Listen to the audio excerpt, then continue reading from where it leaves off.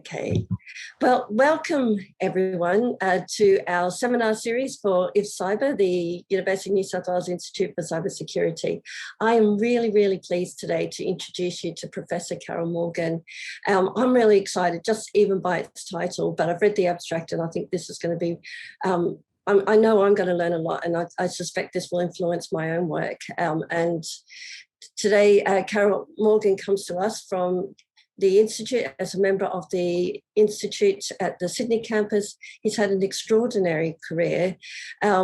He was at the University of Oxford for over 20 years, that's a long time, and he acquired his PhD here in Australia as well. He specialises in formal methods and has won awards also in cybersecurity. So we are very lucky to have him at the university as well as for our seminar today. Over to you, Professor Morgan. Thank you. Thank you, Monica, and thank you for this opportunity to give the talk. I'd like to say at the beginning that what I'm presenting is not my own work, and it's not even entirely my own presentation because it's based on Professor Annabelle McIver's presentation at the Newton Institute in Cambridge just over a month ago.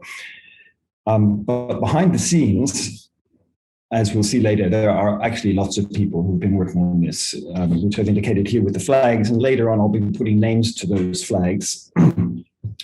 And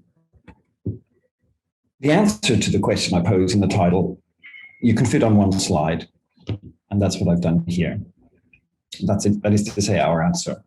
Make it personal, make it non-confrontational, and make sure you have a science underneath. The science that I'll be talking about is quantitative information flow, which is just one way of doing these things, but it's a recent way and it's quite a systematic way, which we like because of the way it brings lots of different things together. There's been lots of work on things like this, and in particularly in Australia. I mentioned some of them here, probably haven't got them all. Some of the very early, relatively early work on this was by Sweeney in the United States in 1998 and later published in 2002 together with Samavati. But in this talk, I'll be concentrating mainly on the Brazilian work.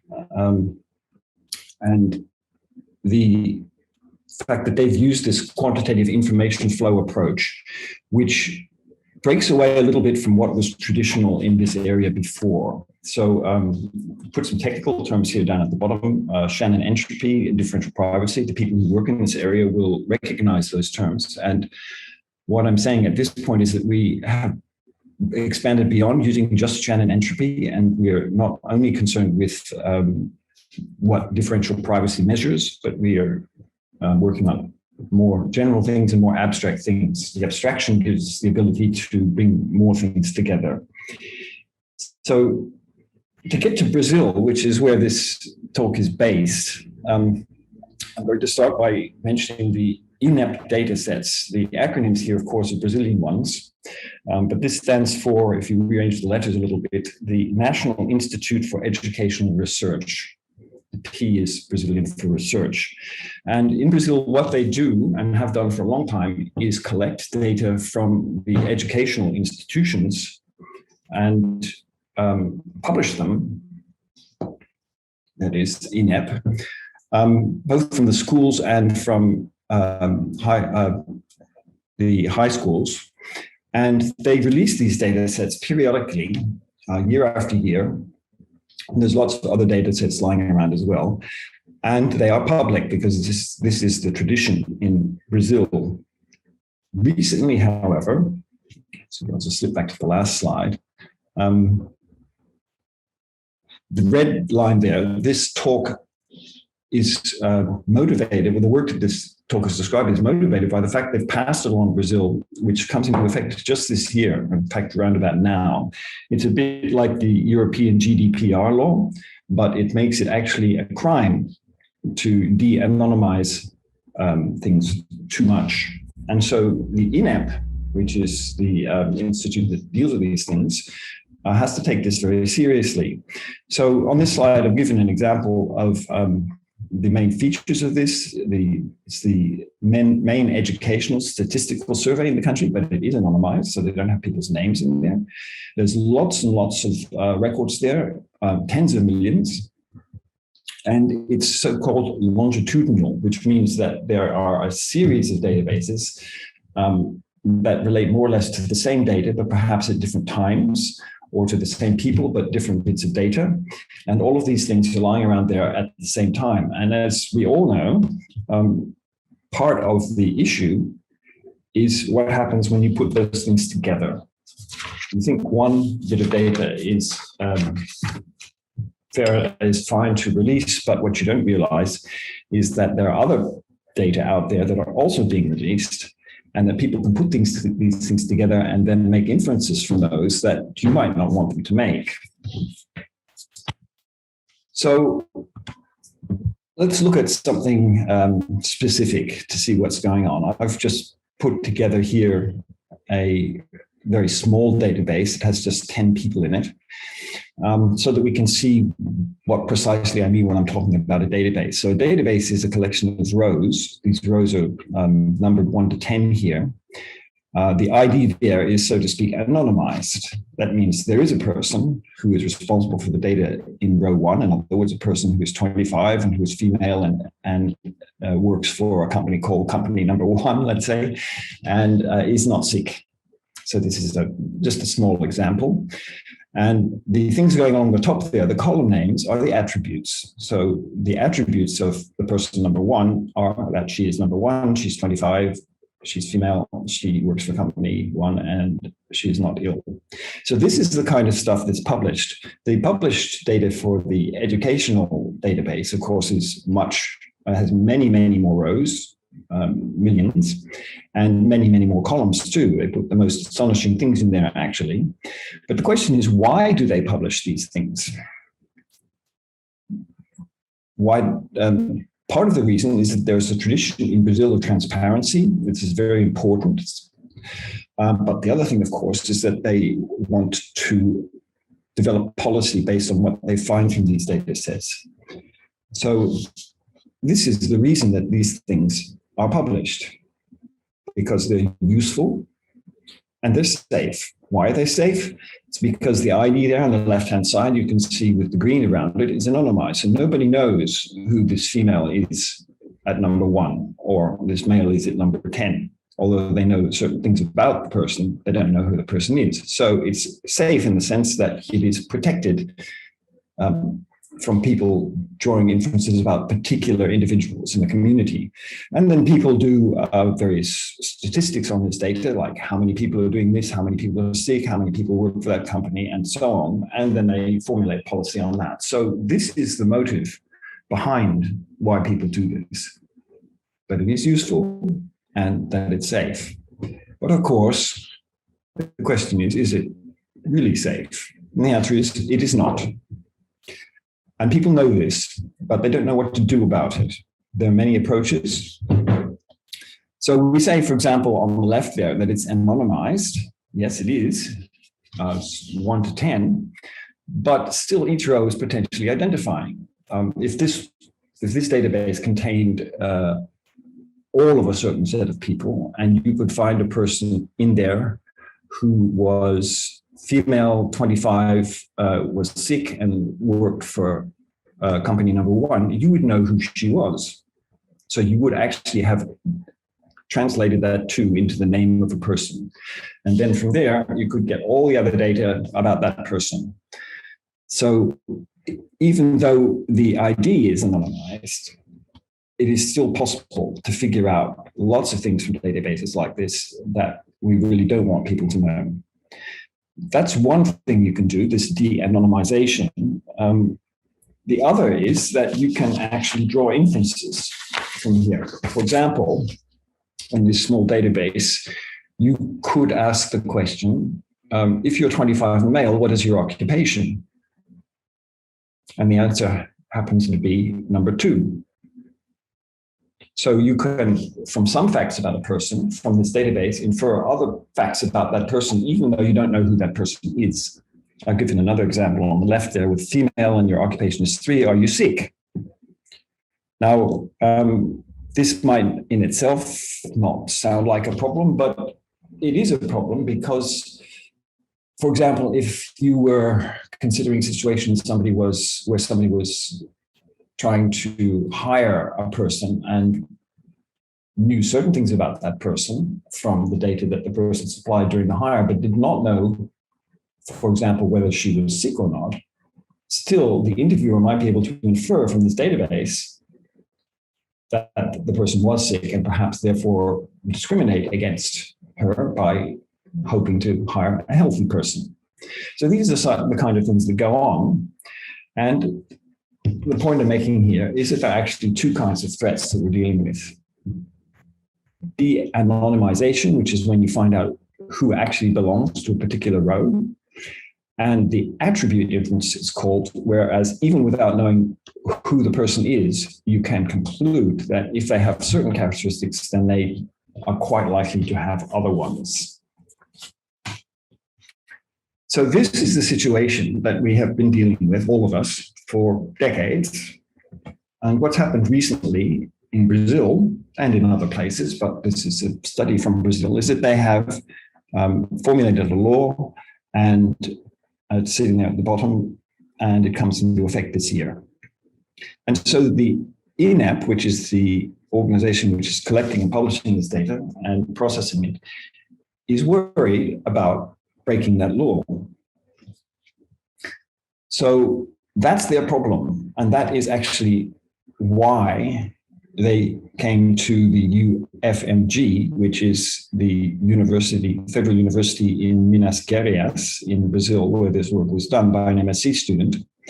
They had a good working relationship with InApp already. So that's one of the social aspects of what I'm describing here, that you have to have a good working relationship with the politicians or the policymakers in order to have any impact on what they do.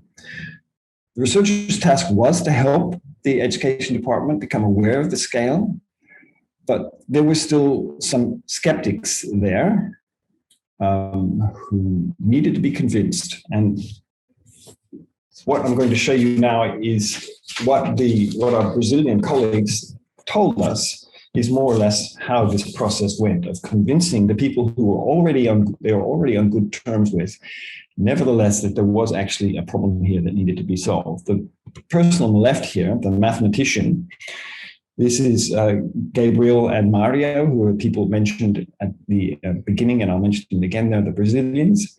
The skeptician, I've called it, is the person at InApp, and they have a conversation about this. So why does the InApp guy have a problem with this data? Because there is this law, which now could result in InApp actually breaking the law if they do not properly protect the privacy. And the researcher, of course, the researchers are interested. Tell me something about it, he says. Well, they say, we've done lots of interesting research on this. And then, of course, they need this solution very quickly, like yesterday. Actually, in this case, it was 6 months. Well, that is a problem because the issue of releasing data but protecting it from inappropriate use is very hard. And nobody actually knows how to solve it yet. There are lots of approaches, lots of examples, lots of trials, but nobody knows how to do it. So the problem you encounter then is that the skeptician knows a little bit, but actually little knowledge is dangerous in this case. He says in this case, we know about the birthday paradox, he's heard of that, but that's not real problems, not with our data. And so the academic says, well, in fact, we've shown that I can re-identify myself from your data. And in fact, the people in Melbourne who did a trial on this with the transport system identified themselves. Okay, so that's showing that it's possible to de-identify individuals, but that's not good enough because the skeptician knows, well, there's always going to be one or two outliers, we're not really worried. And up to this point, the conversation is not going particularly well. But now we get to the point which I mentioned earlier about how to do this, and it's to get personal, but to get personal in a nice way. And they actually did this. So they actually identified in the database the son of the person they were talking to. And that makes it personal. And the skeptician says, well, oh, gosh, that's a fluke. Probably couldn't do that for somebody else. But in fact, they went on to show that 80% of the students in the data set can be identified with a very simple attack. So there's two key things there, two key social things that are going on. One is actually the son of the person they were talking to. And secondly, that person is only one of 80% of all the people in the database that can be identified. So now the attention has been focused. Now, again, the skeptician grasps for some technical terms. K-anonymity is something that is used very often here. It was invented by Sweeney, as I've written up there at the top left. And it is one of the first steps towards saying what it means for data to be safe. But the academic says, well, in fact, we've been doing some research on a more recent approach to this, and we call it QUIF. And we would like to see whether we can use that to help you. So what they're going to do, what they did rather, is use QUIF to look at this particular problem, but QUIF had not been used to that point on a problem of this scale, of these tens of millions of people. And there's so many attacks, so many scenarios and so on, each with its own jargon and so on, that one of the contributions that QUIF was able to make was to bring things together and treat things in a uniform way, but still it had to be done at scale. So we want to get practical and we want to keep it simple. So just to remind you, there are various kinds of threats here. There's the de-anonymization threat, where you find out which record belongs to which person. And there's the attribute threat, where you can infer something about a person by other characteristics that they might have, even though if you don't know who that person is.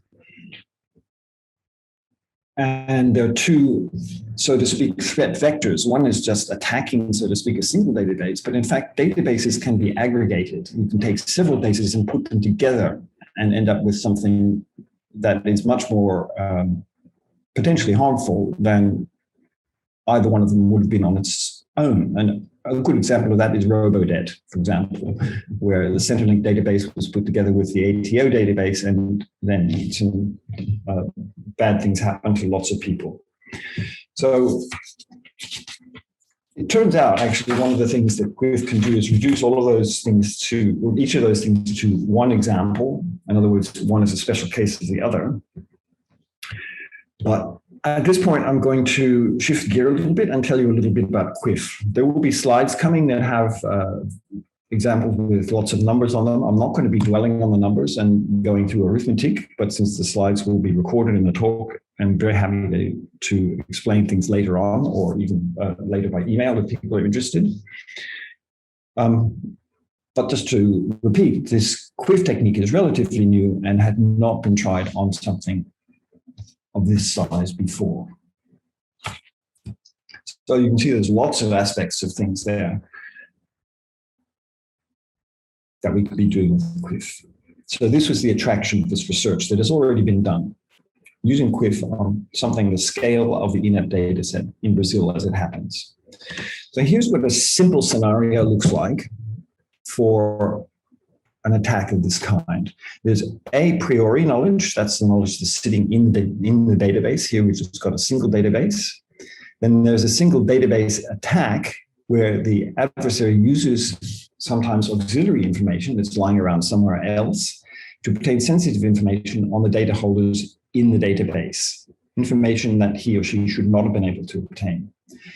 The result of that is so-called a posteriori knowledge, which means that you know more about the individuals and their characteristics than you knew in the green a priori on the left-hand side. So I'm going to show you an example of that, because this is the typical way that things go. We've got a database here of people in there, and they've been de-identified on the left. I've indicated that there by making them silhouettes. So all you can see is their shape. Don't know who they are. But it turns out that you can see some of the characteristics, of course, because this database happens to record things like whether the person is fat or not, and whether he wears a funny hat, and whether he likes padded gowns. Now, that's all you know at this point. But then there are, of course, other databases lying around, social databases. That's actually what they are. Things like Facebook, TikTok, newspapers, and so on. They're databases too, because they contain information about individuals. And you can actually find somebody who is fat, likes padded gowns, and wears a funny hat in there and find out that it's Henry VIII, and then conclude that this person in your original database had 6 wives, because that was one of the things that was in the database. So this kind of thing of collecting together various databases, linking them up, and then drawing conclusions that nobody expected you would ever be able to make is typical of this situation. In the original database, it was known that somebody had 6 wives, but it wasn't known that it was Henry VIII. Only by putting this together with Facebook, let's say, was it possible to figure out that actually this man on the right with his funny hat had 6 wives. So the QIF approach to this has 4 basic keywords, 3 of which it shares with most other work in this area. And the 4th one, which I've put in italics there, hypers, is a new contribution from QIF, which I will illustrate in a moment. The prior is what you know beforehand. The posterior is what you know by making your inquiries. The channels are the way the information gets out, and the hypers are the way that we process it. So here is a small example showing how this works now with numbers. So I've got a little database here. The IDs are indicated with question marks because it's been anonymized. We don't care what those numbers are. But there's 5 companies here where these people might have worked before, number 1 through 5, and each of these people is either sick or not. So this just looks like a random collection of data. I've sorted it here. It's the same data, but I've just put the rows in a different order. So you can now easily see that half of these people are sick and the other half are not sick. So what we do with this in QIF is to organize this in a particular way. So this is quite a busy slide, and I'll just go through and show you where all the pieces have ended up. The database is collected together in the matrix just left of center that says occupation along the top and sick or not sick along the rows. The prior on the left there, 0.5, 0.5, is what's recording the fact, just slipping back here briefly, that 50% of the people are sick and 50% are not. So we know that from the database.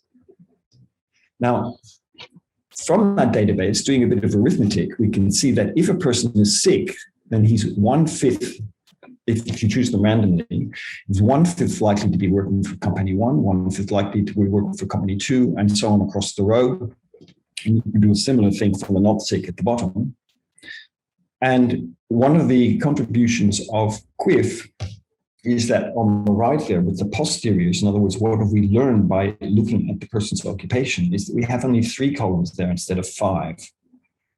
So the amount of data has been significantly reduced here. And that's because by using the features of QIF, we can collapse columns together when they're actually telling us the same thing. So what we know now is that with 2/5 probability, we will have a 50% chance of guessing whether a person is sick or not. But with 3/10 probability, in other words, working for company 3, we know that they will be sick. And with 3/10 probability, collapsing the 4th and the 5th column, we know that if they work for company 4 or 5, then they will not be sick. This is what we call a hybrid distribution, and it's the basis for this particular QIF approach. The question is, what can you do with this?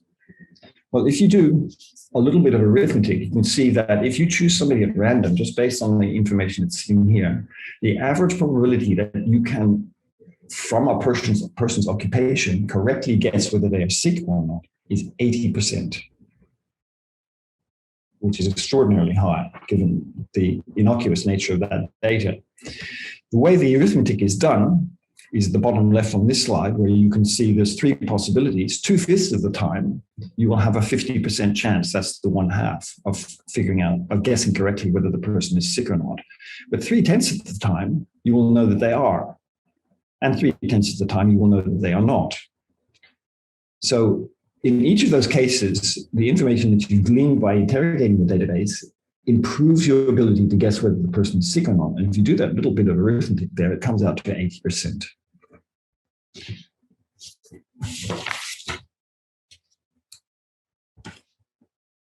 So back to the InApp case study. What they were trying to do was to impress the importance of that vulnerability on the InApp people. And this graph here on the left-hand side, with its blue and its red, is how they did that.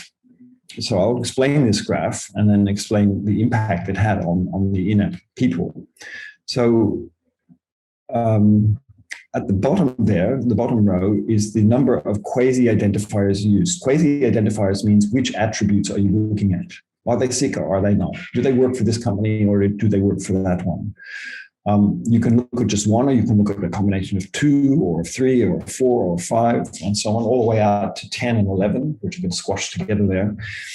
And this graph shows you, if we just look at, say, the column labeled 5, it shows the probability of identifying a row in the database, saying this row belongs to that person, based on just looking at 5 identifiers, 5 quasi-identifiers, 5 attributes. Question is, which 5?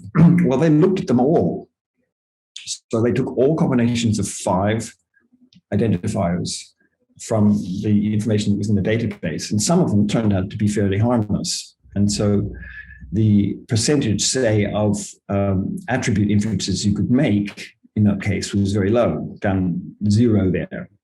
But in some cases, it was very high, going right up to the top there at 100%. So there were some combinations of 5 attributes which allowed you with 100% certainty to figure out who a particular person was. And this is one difference, for example, with the research that Sweeney did before, where she had an idea in advance of which the sensitive attributes were likely to be, and she investigated those. In this study, because computers have got much faster, it was possible just to check them all.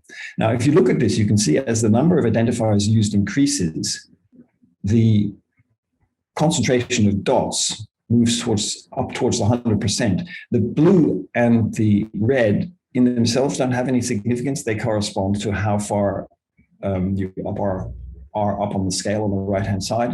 But obviously, the point is to make an impression on the InApp person here that, red is a bad idea.